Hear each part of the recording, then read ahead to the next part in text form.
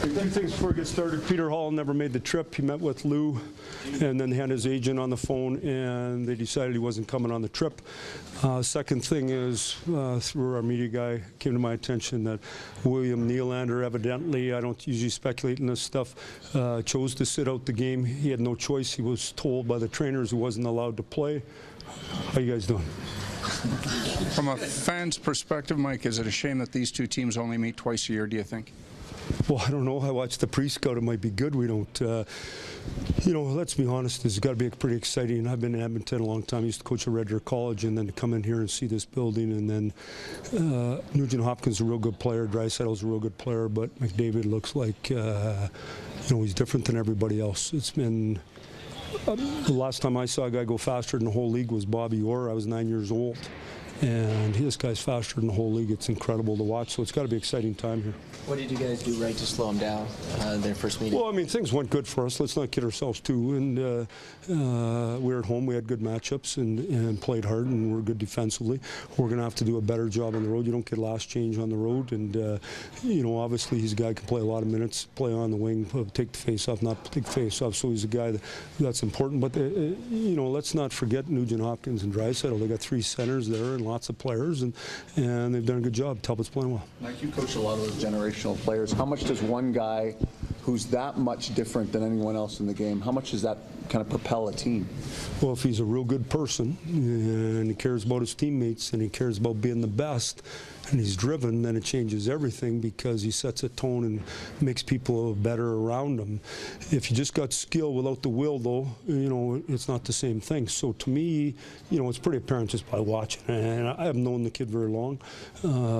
I met with him before the draft, and then just in watching him, that he's a pretty special kid too, and it's, you know, he's going to become a man and a big part of a franchise. You had with Frederick Anderson. What is that this year? Yeah, really good. I mean, he started slow, didn't have training camp, didn't have the World Cup, started slow. Things got a little rocky for him. Probably wasn't used to all the attention and things he was getting, and just had to figure out a way to be himself. And once he got that looked after, he's been great. Does this thing with Holland create any kind of roster issue for this trip? In terms no, you know, we still have extra. We might have to go 7 and 11 if that was the case, but that's life.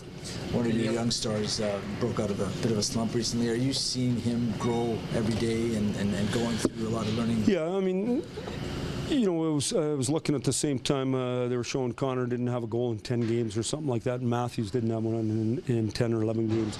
Yeah, I mean, that's the league. The league doesn't just let you score. It's too bad it doesn't, but it just doesn't. It's a good league. He was still playing well and getting better every day, and it's interesting. You know, by this time next year he'll be that much better. Year in the league, just being around and understanding what it takes, but he's come a million miles already, and he was good when he arrived. So his upside is huge, and like McDavid, that he's got a lead drive train, wants to be great. Could Nylander see some time at center tonight? And if so, yeah, that's where we're going to start with him. I mean, the guys played really well the other night when he wasn't in, so he's starting there with Smith and Martin. I mean, he's going to play on the power play, and we'll see what happens as the game goes on. Post power play, post penalty kill, all those things, and we'll just watch hockey like we always do. Mike, there's two guys sitting over there in the pregame skate. One's got a McDavid jersey on, the other one's got a Matthews jersey on. I mean, is it your hope that, I don't know, these two teams, like those two players as a focal point, there's a potential for a really good rivalry? Well, I sure hope so, but I mean, to have a rivalry, those two teams got to play in the end, but they don't let you play unless they win. You got to win like 3 rounds before that, right?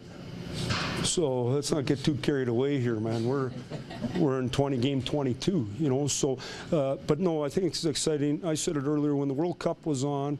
I thought the best promotion for hockey I've ever seen was the Young Guns team. Best promotion I've ever seen for sure. Just because of the fact that the exhilaration and the excitement of what's to come for the NHL was spectacular. And no one's talking about Scheifele right now or Ekblad, or like, there's good players. Mike Trout said that you called him after the last game. Obviously, he had comments about McDavid's ice time. It's just an example of how emotional things it carries over. But it's all on me, all my fault. Okay, not my intent, but it doesn't matter what your intent was. Shanny, the next day, who's pretty good friends with myself and with Todd, said to me he would, and I hadn't looked at it the next day. I looked, or 2 days later. So then when I did it, it was not right. And not Todd McClellan's going to be a friend of Mike Babcock's and my family for a long time after hockey. So. don't get in the way of yourself and keep your mouth shut. How's that? We don't like that. We like the mouth open. No, but I mean, it was ridiculous. It's not right. And I mean, we had a fine chat this morning when we toured me around the nice facility.